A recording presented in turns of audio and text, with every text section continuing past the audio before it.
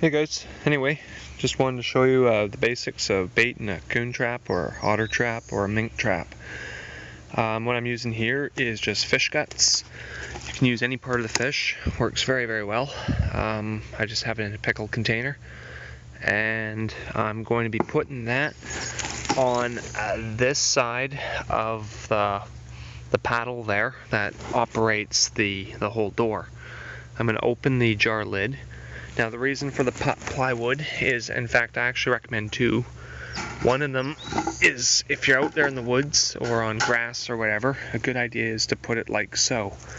So when you set your trap, just as I do, oops, sorry, I'll just have to, like so. So you just hold that, and right there there's a lever, as you can see, that slides into place and holds it, and that holds the door open, which has a rod that goes down, as you can see, attaches through the paddle, and then this is opened and placed on the inside of this can, about right there.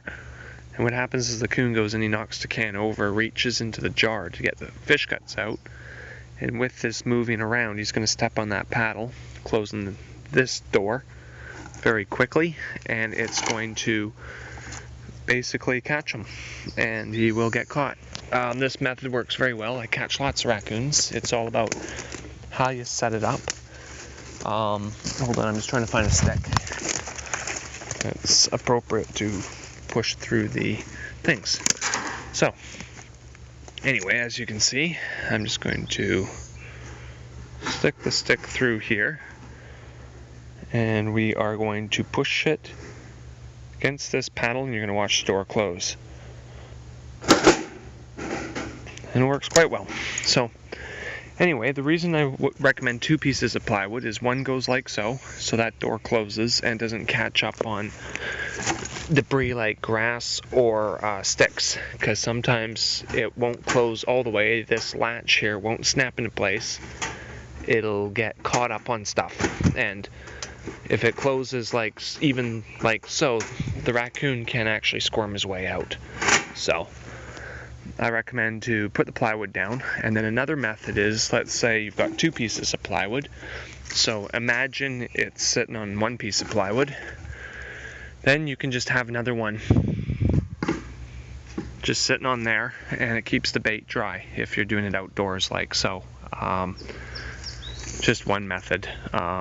Anyway, that you don't have to do that. The only reason I like doing that is because it keeps the bait drier, and then you don't end up with it getting all wet and then having to replace it if you don't catch a raccoon. Usually I catch a raccoon within 24 hours to 48 hours, but sometimes it's a once a weekly thing. It seems like once a week I'll catch one, because they just prowl through that one day a week, or they're weary of the trap and it takes them about a week to finally dare to go in and try and get the bait.